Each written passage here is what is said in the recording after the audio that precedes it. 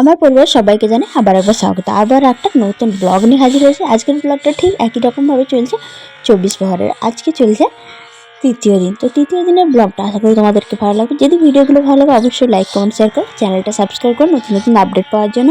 তো আজকে কিছু নতুন নিয়ম জানলাম, সেই নিয়মগুলো তোমাদের সাথে শেয়ার করতে চলে এলাম।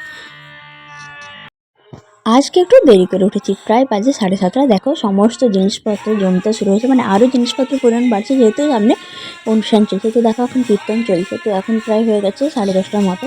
তো এইসব করে টোরে আমি চলে এলাম রান্নাঘরে। আজকে কোনো স্নান টান না, আগে খেয়ে নেবো। তো দেখো আজকে মন্দিরে যারা কীর্তন করছে ওদের জন্য বানানো হয়েছিল লুচি, আর তার সাথে আলু ছোলার তরকারি, সেটা নিয়েছি। একটু মুড়ি খাওয়া বলে তাই টমেটো কেটে নিয়েছি। অনেকদিন পর মুড়ি খাবো, অনেকদিন মুড়ি খাওয়া হয়নি ঠিকঠাকভাবে। তো লুচি নিয়েছি মাত্র 3টে। তো আমরা জানো অলরেডি আমি যেহেতু একটু হালকা ফুলকা ডায়েটের চেষ্টা করছি, তাই তো দেখো মন্দিরে কিন্তু গিরিধারী বা শ্যামসুন্দর রাধারানী কেউ নেই, কারণ এখন সবাই চলে আসে মানে যেখানে পুজোর স্থল বানানো হয়েছে সেখানে। তোমরা দেখতেই পেলে যে মন্দিরে ভোগ বানানো হচ্ছে, প্রত্যেক দিনই মন্দিরে ভোগ বানানো হচ্ছে। আর প্রত্যেক দিনই আমি তো স্পেশালি ভোগের খিচুড়ি খেয়েই যাচ্ছি, মানে আমার ভোগের প্রসাদ খুবই ভালো লাগে, খিচুড়ি স্পেশালি আরও ভালো। তো এখানে দেখো রান্না হচ্ছে যারা কীর্তন গান গেছে ওদের জন্য। তো এখানে দেখো বাচ্চারা নিজেদের মধ্যে বদমাইশি মারামারি করছে, মানে এই উনুনটা জ্বলতেই থাকে যেদিন থেকে, মানে রাত্রি থেকে শুরু হয়েছে সেদিন থেকে জ্বলছে।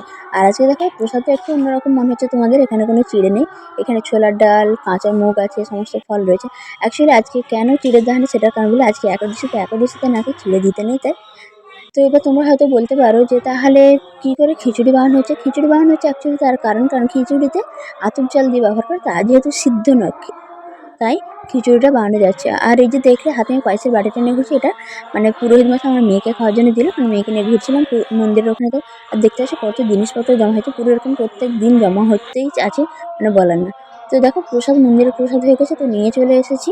আর দেখো খিচুড়ি আছে, তার সাথে সমস্ত কিছু আছে। আর দেখো মেয়ের জন্য কিন্তু কোনো নিয়ম কানুন, ওর জন্য কিন্তু ভাত মানে সবজি দিয়ে খিচুড়ি বানানোই হয়েছে, তার সাথে চাল আছে, আর সাথে একটু পায়েস নিয়ে এসেছি খাওয়ানোর জন্য।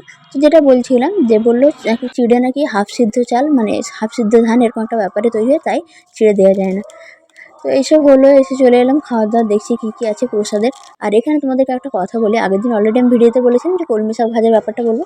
আমার শ্বশুরবাড়ি এখানে সমস্ত রকম অনুষ্ঠান, যে কোনো বিয়েবাড়ি থেকে শুরু করে পুজোর অনুষ্ঠান, যে কোনো সব নিয়ে কিন্তু শাক হয়।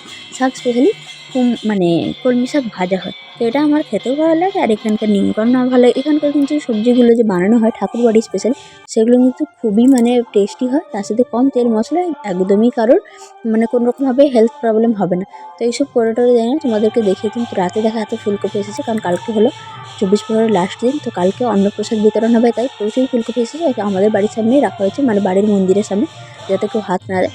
তো দেখো এখন প্রায় 8টা 8:30 বাজে এরকম। তো এই দলটা সব থেকে বেশি ফেমাস হয়েছে আমাদের এখানে, যে 5টা দল এসেছে 5টা দলের মধ্যে এই দলটা সব থেকে ফেমাস। এদের মানে গান গাওয়ার স্টাইলটা অবশ্যই ভালো, তার সাথে এরা একটু নেচে নেচে গাইছে, এটা সবার খুব পছন্দ হয়েছে। বেশ মোটামুটি ভালোই ভিড় ছিল, কিন্তু দেখো এখন ভিড়টা কমে গেছে, কারণ সবাই প্রায় বাড়ির দিকে চলে গেছে, আর আজকে একটু ঠান্ডাটাও আছে। তাই সেই জন্য আমি মাঝে মধ্যে একবার করে আসছি, দেখছি, আর ভাবছি তোমাদেরকে একটু একটু করে শেয়ার করে দিই। তো দেখো এই যে ছেলেটাকে দেখতে পাচ্ছ, এই ছেলেটার একটা স্টোরি কালকে তোমরা দেখতে পাবে, আশা করি তোমাদের সবার ভালোই লাগবে। তো এরা হলো আমার শ্বশুরবাড়ি, যেহেতু বললাম ঝাড়খণ্ড, তো এদের বাড়ি এরা মানে ঝাড়খণ্ডের কেশিয়ারি বলে একটা জায়গা আছে। তো কেশিয়ারি মেবি ঝাড়খণ্ড, আমার যতটুকু মনে পড়ছে, তো ওয়েস্ট বেঙ্গল নয় মনে হয়। তো ওখানকার লোকজন এরা অবশ্য আসছে, মানে এসে যে আছে প্রত্যেক দিন, যেদিন থেকে এসে সেদিন থেকেই আছে কিন্তু এখানে। আর এটা অ্যাকচুয়ালি এরা আছে বলা যায় আমাদের মন্দিরের একটা সামুদায়িক ভবন বলছে, এরকম একটা জায়গা আছে, মানে একটা বাড়ি ক্লাবই বলতে পারো। তো এখানে এদের থাকার জায়গা হয়েছে। তো এইসব হয়ে গেল হতে হতে প্রায় রাত্রিবেলা 11টা 11:30 বাজলে চলে এলাম খেতে। তো সকালে দেখো সকালের ডাল ছিল, আজকে আমি দই নিয়েছি, আর খেতে খেতে ভালো লাগছে না এক জিনিস, মুখের একটু টেস্ট পাল্টানো দরকার। তাই দেখো যেহেতু একাদশী, তাই আমার শ্বশুরমশাই একাদশী করে, তাই এখানে মুগের বড়া আছে আর মুগের ডাল আছে। এটা এখন মন্দিরে সকালে মানে যারা কীর্তন করছিল ওদের খাওয়া। তো আমার দিদি যেহেতু এখানে উপোস করেছিল, তাই দিদির জন্য দিয়েছিল রাতে। তো দিদি রাতে খেলো না, আমিই খেয়েছি। দেখো কলমি শাকের ভাজা রয়েছে, ভাত, মুগের বড়া, বললাম মুগের বড়াটা আমাদের বাড়িতেই বানানো হয়েছিল, তার সাথে দই নিয়েছে, মুখের টেস্টটা পাল্টাতে এবার পারছে না সেম টেস্ট খেতে।